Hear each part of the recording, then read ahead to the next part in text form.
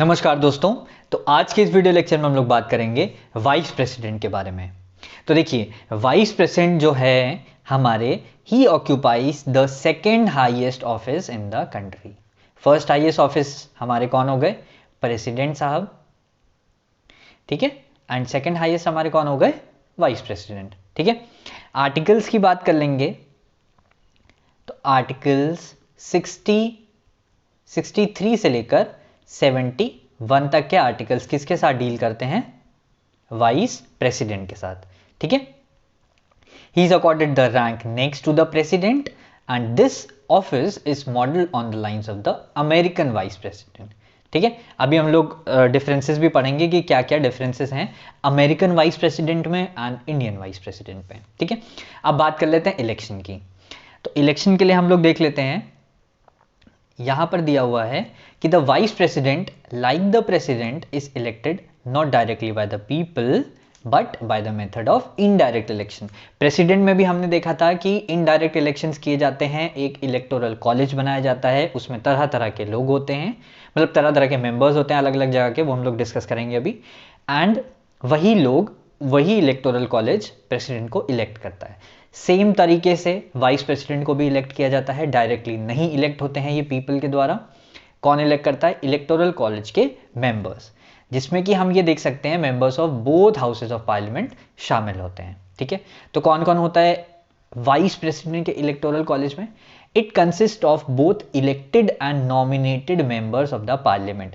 President में हमने देखा था कि सिर्फ इलेक्टेड मेंबर्स ही होते हैं, वाइस प्रेसिडेंट में इलेक्टेड भी होते हैं, नॉमिनेटेड भी होते हैं, ठीक, इसमें कोई दिक्कत नहीं है। दूसरा है, it does not include the member of the state legislative assembly, ठीक है।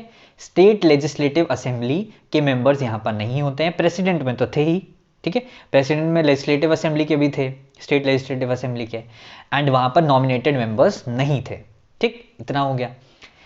अब आ गया मेरा favourite part, doctor B R. Ambedkar साहब का ऑब्जर्वेशन। इसको तो हम लोग जरूर पढ़ेंगे, ठीक।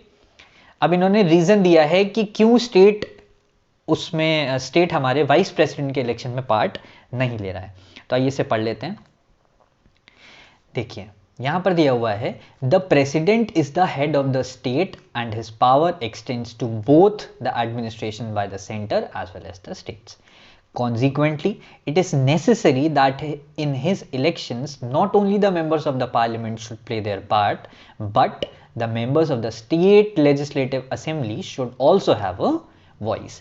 इनका ये कहना है कि प्रेसिडेंट जो है हेड ऑफ द स्टेट है, यानी कि उनकी जो पावर्स हैं वो सेंटर और स्टेट दोनों तक हैं। तो वहां पर भैया सेंटर की तो आवाज़ है ही उनके इलेक्शन में, लेकिन स्टेट की भी पार्टिसिपेशन होना चाहिए ना, क्योंकि स्टेट मतलब प्रेसिडेंट स्टेट को भी हेड कर रहे हैं, ठीक है। तो स्टेट का भी एक वॉइस होनी चाहिए, स्टेट का भी एक पार्ट वहां पर होना चाहिए। But when we come to the vice president, his normal functions are to preside over the council of states, ठीक है। It is only on a rare occasion and that too for a temporary period that he may be called upon to assume the duty of the president. भाई बहुत rare occasion है and वो भी temporary period के लिए। मतलब rare occasion कौन सा है? जब प्रेसिडेंट की सीट खाली होगी, प्रेसिडेंट की प्लेस वेकेंट होगी, ठीक है। तो प्रेसिडेंट की जब प्लेस वेकेंट है तो वहां पर वाइस प्रेसिडेंट आ जाते हैं, वो भी एक टेम्परेरी टाइम ऑफ पीरियड के लिए। कितने टाइम के लिए आते हैं वो आप मुझे अभी कमेंट बॉक्स में कमेंट करके बताइएगा, ठीक है। मैक्सिमम कितने टाइम के लिए रह सकते हैं vice president as an acting president, ठीक है। जब भी प्रेसिडेंट की जगह खाली होती है, वाइस प्रेसिडेंट उस पर आते हैं, तो he is known as acting president, ठीक है। That being so, it does not seem necessary that the members of state legislature should also be invited to take the part in the election of the vice president, ठीक है। तो अच्छा सा observation था, अच्छा सा एक वो था, आंसर था। इसको आप लोग कहीं भी इनकॉर्पोरेट कर सकते हैं अपने आंसर्स में। But the manner of the election is same in the both cases. Thus, the vice president election, like the president's election, is held in accordance with the system of proportional representation by a means of single transferable vote, and voting is done by secret ballot. Single transferable vote मैं अपनी president की video में बता चुका हूँ, आपने नहीं देखी है तो एक बार उसे ज़रूर देख लीजिएगा, ठीक है। आगे बढ़ जाते हैं। तो यहां पर है हमारे पास क्वालिफिकेशंस। तो क्वालिफिकेशन, अगर आपको वाइस प्रेसिडेंट बनना है तो आपको इंडिया का सिटीजन होना चाहिए। 35 साल की एज के बाद ही आप यहाँ पर वाइस प्रेसिडेंट बन सकते हैं, ठीक है। ध्यान रखिएगा, नो मैक्सिमम एज, ठीक है, यहाँ पर मैक्सिमम एज कोई नहीं है, ठीक। एंड यहाँ पर आप ध्यान दीजिए कि he should be a qualified member of Rajya Sabha. जब हम लोग प्रेसिडेंट की बात कर रहे थे तो he was the member of Lok Sabha, ठीक है, इसमें कोई दिक्कत नहीं है। और दूसरा है, ही should not hold any office of profit under the union government और एनी स्टेट गवर्नमेंट और एनी लोकल अथॉरिटी और एनी पब्लिक अथॉरिटी, ठीक है। कोई भी और ऑफिस ऑफ प्रॉफिट वो नहीं होल्ड कर रहे होंगे तो ही वो वाइस प्रेसिडेंट की गद्दी पे बैठ सकते हैं, ठीक है। यहाँ पर हमारे पास एक टेबल बनी हुई है जिसमें हमने सबसे पहले वाइस प्रेसिडेंट देखे हैं डॉक्टर एस राधाकृष्णन, ठीक है। दूसरे भी वही थे, डॉक्टर एस राधाकृष्णन, तीसरे डॉक्टर जाकिर हुसैन, चौथे वीवी गिरी साहब, ठीक है। ऐसे ही हमारे पास यहाँ पर टोटल सारे हमारे वाइस प्रेसिडेंट यहाँ पर बने हुए हैं, ठीक है। अच्छा, प्रेजेंट में वाइस प्रेसिडेंट कौन है, जरा मुझे नाम लिख के बताइएगा, ठीक है। बट अ सिटिंग प्रेसिडेंट और vice president of the union, the governor of any state and the minister for the union or any state is not deemed to hold any office of profit। यानी कि ये सारे जो लोग हैं ये office of profit नहीं hold करते हैं and hence they are qualified for being a candidate of the vice president, ठीक है। यानी कि president, vice president, governor, minister, ये सारे लोग वाइस प्रेसिडेंट के चुनाव के लिए खड़े हो सकते हैं, ठीक है। अब देखिए, जैसे कि प्रेसिडेंट में था वैसा ही यहाँ पर वाइस प्रेसिडेंट के लिए भी है। यहाँ पर हमें चाहिए 20 इलेक्टर्स जिसमें कि एंड 20 एज सेकेंडर्स, टोटल 40 हैं जिसमें से 20 प्राइमरी है एंड 20 सेकेंडरी है, ठीक है। प्रेसिडेंट में कितने 50-50 थे, ठीक। एंड यहाँ पर हमारा टोटल सिक्योरिटी डिपॉजिट है 15,000 रुपये का, ठीक है। एक पॉइंट यहां पर देख लेते हैं, देखिए ये जो अमाउंट वाली चीज है ये किसके अंडर आती है, presidential and vice presidential election act 1952 as amended in 1977, ठीक है। ध्यान रखिएगा, इतना याद करने की जरूरत नहीं है बट स्टिल थोड़ा बहुत आपकी नॉलेज के लिए मैंने बता दिया, ठीक है। अब आ जाते हैं ओथ एंड एफर्मेशन, ठीक है। ओथ एंड एफर्मेशन, तो before entering into the office में एंटर करने से पहले वाइस प्रेसिडेंट को ओथ लेनी पड़ती है।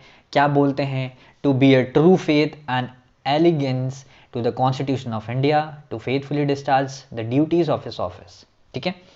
कौन ओथ दिलाता है, प्रेसिडेंट ओथ दिलाता है, और एनी पर्सन या some person appointed on the behalf of president, ठीक है। प्रेसिडेंट या खुद जा सकते हैं या वो किसी और को भेज सकते हैं कि भाई ऐसा है तुम उनकी ओथ दिला लो, ठीक। कंडीशंस ऑफ द ऑफिस क्या दे रखी हैं, पहला दिया है कि he should not be the member of either house of the parliament और the house of the state legislature, इसके मेंबर नहीं होने चाहिए। अगर ऐसे पर्सन इलेक्ट कर भी दिए गए वाइस प्रेसिडेंट के लिए तो वो अपनी सीट जो उन्होंने इधर उधर होल्ड कर रखी है वो उन्हें छोड़नी पड़ेगी, ठीक है। एंड फिर वो वाइस प्रेसिडेंट बना दिए जाएंगे, ठीक है। दूसरी चीज मैंने बताई थी, ही should not hold any other office of profit, ठीक। टर्म की बात कर लेते हैं, तो टर्म मैंने बता दिए यहाँ पर 5 years, ठीक है। 5 साल के लिए वो अपने ऑफिस को होल्ड करेंगे। कभी भी रिजाइन कर सकते हैं बीच में, किसको रेजिग्नेशन लेटर देंगे, प्रेसिडेंट को रेजिग्नेशन देंगे अपना, ठीक है। And obviously before completion of the term उनको हटाया जा सकता है। एक किसी भी फॉर्मल इम्पीचमेंट की रिक्वायरमेंट होती नहीं है यहाँ पर क्या है कि he can be simply removed by the resolution of the Rajya Sabha passed by an absolute majority, that is majority of the total members in the house, ठीक है। absolute majority की मदद से यहाँ पर एक रेजोल्यूशन पास कर दिया जाएगा एंड वो resolution agreed to by the Lok Sabha, Lok Sabha से भी एग्री हो जाना चाहिए एंड राज्यसभा से भी, ठीक है, यहाँ पर कोई दिक्कत नहीं है। 14 दिन का टाइम पीरियड दिया जाएगा, एक एडवांस नोटिस दिया जाएगा, ठीक है, एंड उसके बाद उनका रिमूवल कर दिया जाएगा, ठीक। किसी भी ग्राउंड को स्पेसिफिक नहीं किया गया है, कॉन्स्टिट्यूशन में कोई भी ग्राउंड नहीं दिया गया है कि किस बेसिस पे वाइस प्रेसिडेंट को हटाया जाएगा, लेकिन एक फॉर्मल, एक मतलब नॉर्मल आपने रेजोल्यूशन पास किया, राज्यसभा से पास हुआ एब्सोल्यूट मेजॉरिटी से, लोकसभा ने पास किया एंड देन वाइस प्रेसिडेंट हट गए, ठीक। फिर यहाँ देखिए, vice president can hold his office beyond the term of 5 years until his successor assume the charges, यानी कि 5 साल हो चुके हैं, ठीक है, इलेक्शन चल रहे हैं, यानी कि इलेक्शन यहाँ पर चल रहे हैं, ठीक। तब तक इलेक्शन के टाइम तक ऐसा नहीं है कि 5 साल हो गए और वाइस प्रेसिडेंट चले गए, नहीं, सीट खाली नहीं रखी जा सकती, ये सब डीम्ड सीट है, बड़ी एस्टीम्ड पोजीशंस हैं, इनको खाली नहीं रखा जा सकता है, ठीक है। तो री इलेक्शन के लिए तो होते ही हैं, एलिजिबल होते हैं, क्योंकि ऑफिस ऑफ प्रॉफिट होल्ड नहीं करते हैं, तो वो री इलेक्शन के लिए वापस से खड़े हो सकते हैं, ठीक है, एनी नंबर ऑफ टाइम्स, ठीक। हाँ, अब बात कर लेते हैं वैकेंसी कि वाइस प्रेसिडेंट की पोजीशन कब वेकेंट हो सकती है। 5 साल के बाद हो सकती है, रिज़ाइन कर दे तब हो सकती है, रिमूव कर दिया जाए तब हो सकती है, या डेथ हो जाए तब हो सकती है, ठीक है। और एक लास्ट सिचुएशन ये है कि when he becomes disqualified to hold the office और when his election is declared void. अब भाई अगर इलेक्शन में कोई भी दिक्कत आती है तो वो चीज़, वो मैटर किसके पास पहुंचता है, सुप्रीम कोर्ट के पास। सुप्रीम कोर्ट का जो भी डिसीजन होगा वो भाई फाइनल डिसीजन होगा, ठीक है। When the vacancy is going to be caused by the expiration of the term of the sitting vice president, an election to fill the vacancy must be held before the expiration of term। ये नहीं कि 5 साल हो गए उसके बाद election किए जा रहे हैं, नहीं, इलेक्शन जो हैं आपके पहले ही हो जाने चाहिए, 5 साल खत्म होने से पहले वो चीज़ें हो जानी चाहिए और नए प्रेसिडेंट आ जाने चाहिए, ठीक है।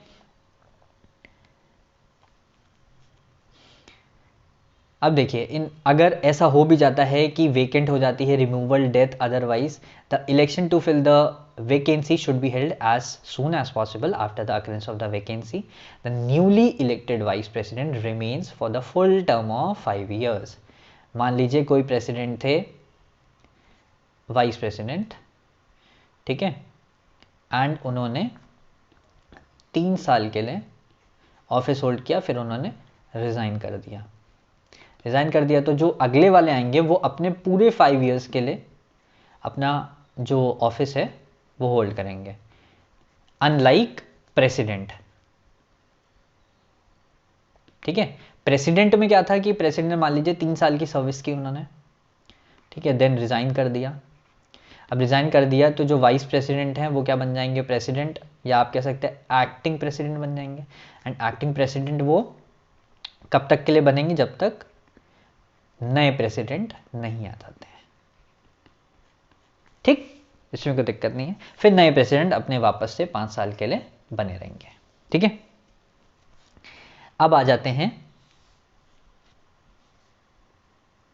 इलेक्शन डिस्प्यूट्स पे। हाँ, मान लीजिए कि हमारे जो वाइस प्रेसिडेंट साहब हैं उनके इलेक्शन का टाइम आया है, ठीक है, एंड इलेक्शन के टाइम पे जो हमारा इलेक्टोरल कॉलेज था उसमें से कुछ मेंबर्स नहीं हैं, ठीक, इलेक्शन हो गया, वाइस प्रेसिडेंट बन गए। जो लोग नहीं हैं, एब्सेंट थे, वो लोग पहुंचे वहाँ पर और कहने लगे हम तो थे नहीं, आपने कैसे इलेक्ट कर दिया वाइस प्रेसिडेंट को, हम तो चाहते ही नहीं थे ये बने। तो ऐसा ये चीज़ क्लेम नहीं की जा सकती है, ठीक है। अच्छा, जो भी डाउट्स एंड डिस्प्यूट्स हैं in the connection with the election of the vice president, they are inquired and decided by the supreme court whose decision is final. Supreme court का डिसीजन फाइनल होता है, ठीक है। वाइस प्रेसिडेंट का election जो है that can not be challenge on the ground of electoral college was incomplete, that is existence of any vacancy among the members of the electoral college, ठीक। If the election, अगर मान भी लीजिए कि vice president का जो election है हमारा वो वॉइड अगर डिक्लेयर कर दिया गया है, अगर मान लीजिए ये वॉइड डिक्लेयर कर दिया गया सुप्रीम कोर्ट के द्वारा, तो acts done by him before the date of such declaration of the Supreme Court are not invalidated. यानी कि मान लीजिए वाइस प्रेसिडेंट बन गए, उन्होंने 1 साल की सर्विस अपनी दे भी दी, ठीक है, 1 साल में उन्होंने कुछ डिसीजंस लिए होंगे, कुछ चीज़ें की होंगी, फिर 1 साल बाद सुप्रीम कोर्ट कहता है कि आपका जो इलेक्शन था वो वॉइड था। हालांकि इतना टाइम नहीं लगता, एज एन एग्जांपल दे रहा हूँ। तो 1 साल में ये जितने भी यहाँ पर काम किए गए होंगे ये सारे वॉइड, मतलब ये सारी चीज़ें नहीं हटाई जाएंगी, ठीक है। सेम चीज़ जैसे हम लोग प्रेसिडेंट में पढ़ रहे थे कि जो एक्टिंग प्रेसिडेंट हैं वो जितनी भी चीज़ें लेके आएंगे वो चीज़ें हटाई नहीं जाती हैं, ठीक है। नए जो प्रेसिडेंट आते हैं वो उन चीज़ों को चेंज कर सकते हैं, वो उन चीज़ों को हटा सकते हैं, लेकिन वो अपने आप नहीं हटती हैं, ठीक। सेम यहाँ पर भी है, अगर वॉइड डिक्लेयर भी कर दिया गया तो उन चीज़ों को हटाया नहीं जाएगा, वो they will continue to remain in force, ठीक है। बाकी जो वाइस प्रेसिडेंट नए आए वो भले ही जो चेंजेस कर दें, अपने आप नहीं वो चीज़ें हटती हैं, ठीक है। पावर्स एंड फंक्शंस की बात कर लेते हैं। तो सबसे पहली यहाँ पर चीज़ दी है ex officio chairman of the Rajya Sabha, ठीक है। अब भाई चेयरमैन बनना होता है तो राज्यसभा, किसके चेयरमैन बनना होता है? राज्यसभा के, इसीलिए he has to qualified to be a member of Rajya Sabha, ठीक है, ये हमने ऊपर ही पढ़ा था, ठीक। In this capacity his powers and functions are similar to those of the speaker of the Lok Sabha, इनको स्पीकर ऑफ द लोकसभा के बराबर की पावर वहां पर मिलने लगती है। अब देखिए, in this respect he resembles the American vice president who also acts as the chairman of the Senate. Senate upper house को कहते हैं, ठीक है। अच्छा लिखा तो है अपर हाउस, ठीक है। सेकंड पॉइंट देख लेते हैं, he acts as a president when the vacancy occurs, बता चुका हूं अभी, in the office of the president due to his resignation, removal, death और अदरवाइज, ठीक है, कोई भी केस हो, अगर प्रेसिडेंट की जगह खाली हो गई है तो वहां पर कौन आ जाएगा? Vice president, and that too for maximum period of 6 months. ये बहुत इंपॉर्टेंट चीज है, ध्यान रखेंगे कि maximum period to be an acting president is 6 months, ठीक है, इसमें कोई दिक्कत नहीं है। अब देखिए, within which a new president has to be elected, normal सी बात है। Further when the sitting president is unable to discharge his function due to the absence, illness और any other cause, the vice president discharges his function until the president resumes his office. अब देखिए, vice president तो है और हमारे x official chairman हो गए राज्यसभा के। अब प्रेसिडेंट की गद्दी खाली होगी तो प्रेसिडेंट के काम भी करने लगे। तो जब ये प्रेसिडेंट का काम कर रहे होते हैं तो इनकी जो ये राज्यसभा की ड्यूटीज होती हैं ये चीज़ें हटा दी जाती हैं। देखिए लिखा भी हुआ है, while acting as a president और discharging the functions of the president, the vice president does not performs the duties of the office of the chairman of the Rajya Sabha. कौन परफॉर्म करता है फिर? Deputy chairman of the Rajya Sabha, ठीक है। कौन perform करता है? डेप्यूटी चेयरमैन, याद रखिएगा, ठीक है। अब देखिए आ गया comparison between Indian and American vice president, ठीक, क्या डिफरेंसेस है। अब अभी हम लोग ऊपर से पढ़ते हुए हैं कि अमेरिकन वाइस प्रेसिडेंट की लाइन पे ही हमने इंडियन वाइस प्रेसिडेंट की पोस्ट भी क्रिएट की थी, ठीक है। लेकिन यहां पर कुछ डिफरेंस है। क्या डिफरेंस है? The American vice president succeed to the presidency when it falls vacant and remains president for the unexpired term of his predecessors. जैसे मैंने एग्जांपल दिया, 3 साल की सर्विस हमारे प्रेसिडेंट साहब ने दी, ठीक है, फिर वो हट गए, तो जो हमारे वाइस प्रेसिडेंट हैं वो क्या बन गए? प्रेसिडेंट। अब ये प्रेसिडेंट 2 साल तक बने रहेंगे, तो टोटल कितना हो गया? 5 साल। 5 साल का टर्म होता है, ठीक है। तो ये बचे हुए 2 साल के लिए यहां पर ये प्रेसिडेंट बने रहेंगे। 5 साल के बाद इलेक्शंस होंगे एंड तब आएंगे हमारे न्यू प्रेसिडेंट, ठीक, इसमें कोई दिक्कत नहीं है। एंड ये चीज हमारे पास तो है नहीं, इंडियन वाइस प्रेसिडेंट के पास ऐसा कुछ भी नहीं है, ठीक है। ही merely serves as an acting president until the new president assumes the charges, that too for maximum 6 months. ठीक है. From above it is very clear that the constitution has not assigned any significant function to the vice president in that capacity. ठीक है. Line तो American vice president की है लेकिन capacity उसके जितनी नहीं दी गई, इसीलिए इनको क्या बोला जाता है, हिज सुपरफ्लस हाइनेस, यानी कि ये एक अनवांटेड सी रैंक है, मतलब इसकी कोई बहुत ज्यादा महत्वता नहीं है. ठीक है. एक अननेसेसरी रैंक क्रिएट की गई है ये. ठीक है. अब देखिए इमोल्यूमेंट्स की बात कर लें, पैसे की बात कर लें. ठीक है. तो भाई यहां पर ये देखा जाएगा कि has not fixed any emoluments for the vice president. Constitution में कुछ भी नहीं दिया गया है.